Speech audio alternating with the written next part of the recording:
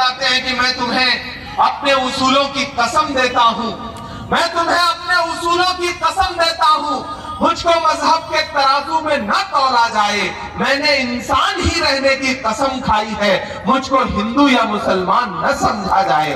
सियासत में रह करके इंसानियत के लिए, इंसानी हुकूक के लिए इस मुश्किल दौर में, एक ऐसा दौर है कि जब आवाजों पर पाबंदी है, एक ऐसा दौर है जब एजेंसियां तैयार खड़ी हैं कि अगर आप हक के साथ खड़े हैं तो हुकूमतें आपके खिलाफ हैं। ऐसे दौर में इस तरह के जो चिराग हैं ये जलते रहे, इन्हें हवाओं से बचाने की जिम्मेदारी हमारी आपकी है।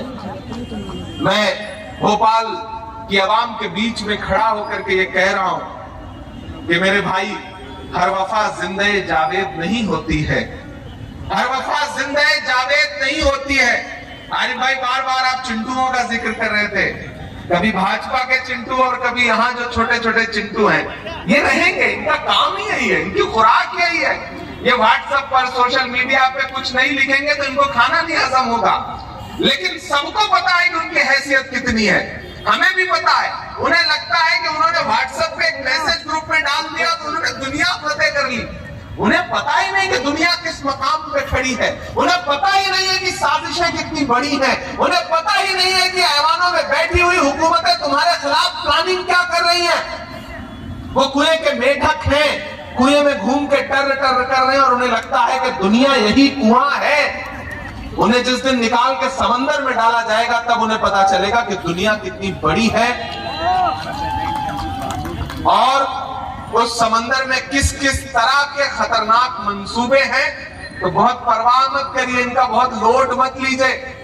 मैं तो जब पार्लियामेंट में भी खड़ा होता हूं और अपने आसपास नजर दौड़ाता हूं तो मुझे अक्सर एक शेर याद आता है कि मुसलसल दुश्मने जां की निगहबानी में रहना है, जहां घड़ियाल रहते हैं उसी पानी में रहना है। तो ये तो चलता रहेगा सिलसिला और इन सबको झेलना भी पड़ेगा। भोपाल वालों, बस इतना याद रखना कि हर वफा जिंदे जावेद नहीं होती है, दिल का हर जख्म कहीं दिल का कंवल बनता है, जब शहंशाह भी हो, इश्क भी हो, दौलत भी, तब कहीं जाके कोई ताजमहल बनता है। ये जो 4 साल पहले आपने एक पौधा लगाया तो इसे बहुत पहले आपने, लेकिन 4 साल पहले आपने इसे सच में रोपा और उगने का मौका दिया। आज जब वो एक सायादार दरख्त बन चुका है, घना दरख्त बन चुका है कि आज उसके साये में तमाम लोग महफूज महसूस कर रहे हैं। ऐसे वक्त में अगर आपके बीच का कोई मीर जाफर आकर के ये कहे कि आरिफ मसूद को नुकसान पहुंचाना है तो नहीं, फिर जिम्मेदारी आपकी बनती है, फिर मेरी शिकायत आपसे रहेगी। अगर आप किसी बहकावे में आ गए तो फिर शिकायत मेरी आपसे रहेगी। ये जो वक्त है, इस वक्त में सिर्फ इमरान प्रतापगढ़ी, सुरेश पचौरी जी या फिर आरिफ मसूद नहीं लड़ पाएंगे अकेले इस लड़ाई को। इस लड़ाई को आपको भी लड़ना पड़ेगा। और मैं ये मंजर देख के आ रहा हूं दिल्ली में।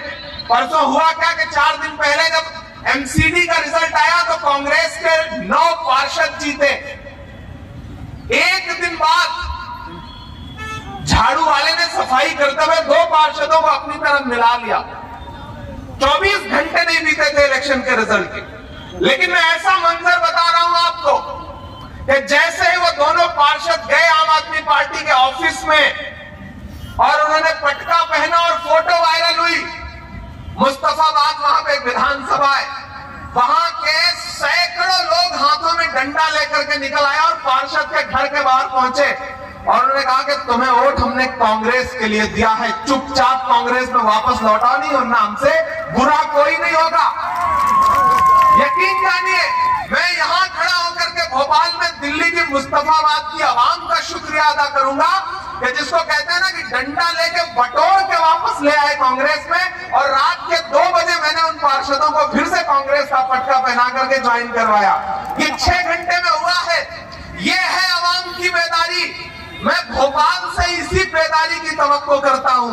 मैं भोपाल से इसी जागरूकता की उम्मीद करता हूं, क्योंकि हुकूमतों के मंसूबे बहुत बुरे हैं, उनकी साजिशें बहुत बुरी हैं। जब वो जान जाते हैं कि सीधे लड़के नहीं हरा पाएंगे तो चंद लोगों को प्लांट किया जाता है आपके बीच में।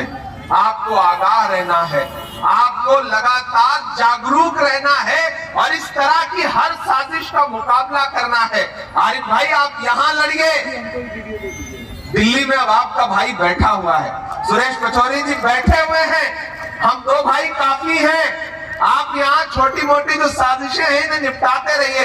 अब बड़ी साजिशें आप तक नहीं आ पाएंगी, उसके लिए आपके पास दो सायादार भाई मौजूद है, ये हमारा आपसे वादा है। क्योंकि भोपाल मेरे लिए मेरे घर जैसा है, और वो सिर्फ इसलिए क्योंकि आप लोगों से मेरा एक रिश्ता है। मैं इस शहर में आता रहा हूं। आरिफ भाई मैं तो बस आपसे इतना कह रहा हूं कि नेक आमाल